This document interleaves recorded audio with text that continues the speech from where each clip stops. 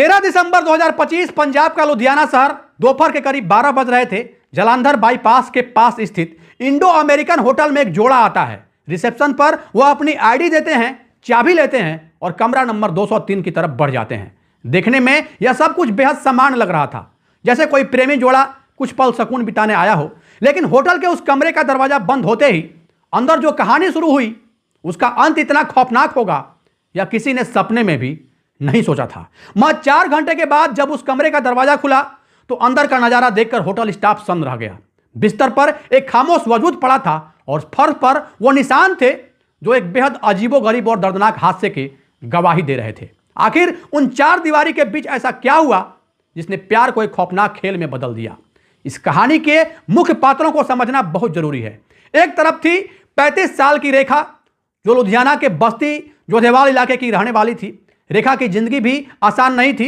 वह अपने पति से अलग रह रही थी और 2 बच्चों की जिम्मेदारी उसके कंधों पर थी। समाज की नज़रों में एक अकेली औरत होने का दर्द और अकेलेपन का साया उसके साथ हमेशा रहता है। और दूसरी तरफ था 25 साल का अमित निषाद। उत्तर प्रदेश का रहने वाला यह नौजवान लुधियाना में कढ़ाई का काम कर रहा था। एक कलाकार जिसके हाथों में हुनर था और आंखों में सपने। इन दोनों के बीच 10 साल का गहरा फासला था, लेकिन फिर भी दोनों एक दूसरे के बेहद करीब आ गए थे। रेखा को अमित में एक सहारा नजर आया और अमित को शायद रेखा में वह अपनापन मिला जो परदेश में अक्सर कम मिलता है। लेकिन दोस्तों, हर प्रेम कहानी का अंत सुखद नहीं होता और यहां तो शुरुआत ही झूठ और डर की नींव पर हुई थी। अमित की जिंदगी में एक बहुत बड़ा बदलाव आने वाला था। उसके घर वाले उसकी शादी कहीं और तय कर चुके थे। अमित इस रिश्ते से बाहर निकलना चाहता था। वह अपनी नई जिंदगी शुरू करना चाह रहा था, लेकिन रेखा के लिए अमित सिर्फ एक प्रेमी नहीं था, वह उसकी जिंदगी की आखिरी उम्मीद बन चुका था। जब रेखा को अमित की शादी की भनक लगी तो उसे लगा जैसे उसके पैरों तले जमीन खिसक गई हो। उसे महसूस हुआ कि जिसे उसने अपना सब कुछ मान लिया था वो उसे धोखा देकर किसी और का होने जा रहा है। और यहीं से शुरू हुआ वो खौफनाक खेल जिसने 2 जिंदगियों को पूरी तरीके से बर्बाद कर दिया। 13 दिसंबर की वो दोपहर दोनों ने फैसला किया कि वह आखिरी बार मिलेंगे, शायद बात करने के लिए, या शायद अमित इसे एक विदाई की तरह दिख रहा था। वह होटल के कमरा नंबर 203 में दाखिल हुए। पुलिस की जांच बताती है कि शुरुआत में सब कुछ सामान्य था। दोनों ने एक साथ उस होटल के कमरे में बिताया कुछ वक्त, और उस वक्त तक इतनी कड़वाहट उस माहौल में नहीं थी।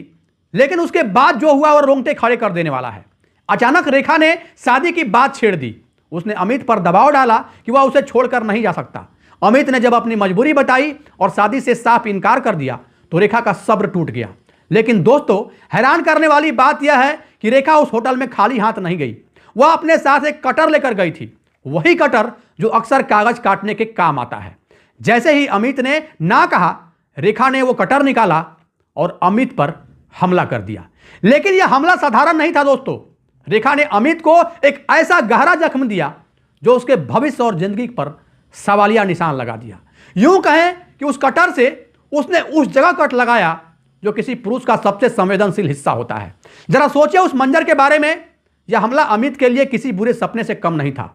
रेखा का मकसद शायद उसकी जान लेना नहीं, बल्कि उसे इस लायक छोड़ना नहीं था कि वह किसी और का हो सके। कमरे के अंदर अमित की दर्दनाक आवाज गूंज उठी। वह बुरी तरह से जख्मी हो गया था। लेकिन कहानी यहीं खत्म नहीं होता।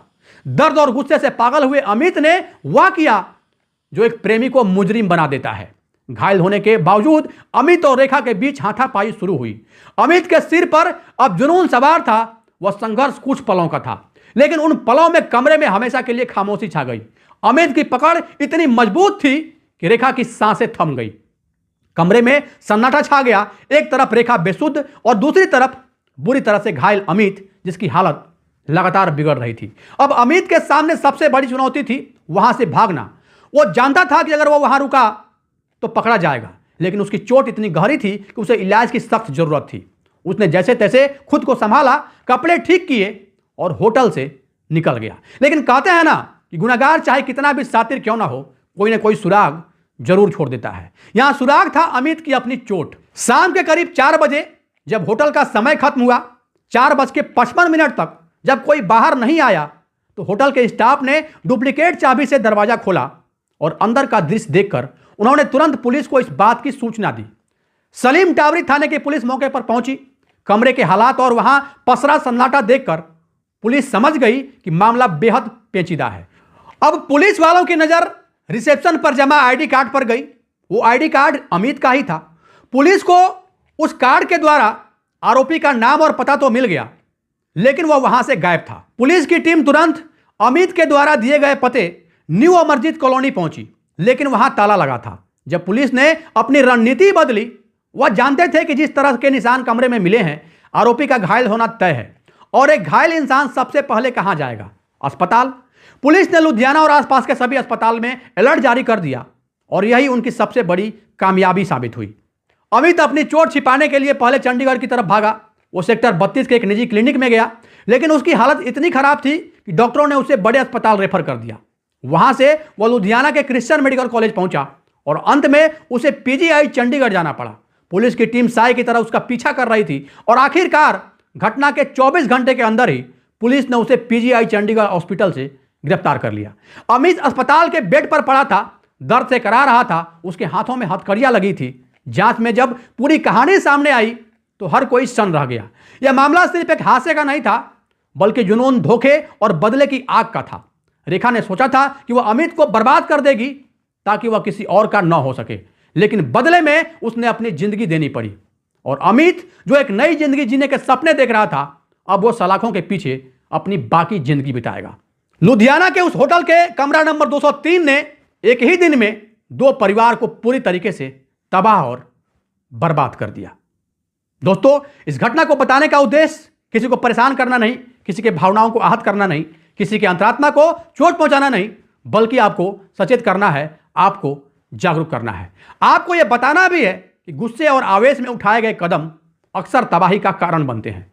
अगर हम समय रहते अपने जज्बातों पर काबू पा लें तो शायद ऐसी दर्दनाक घटनाओं को रोका जा सकता है।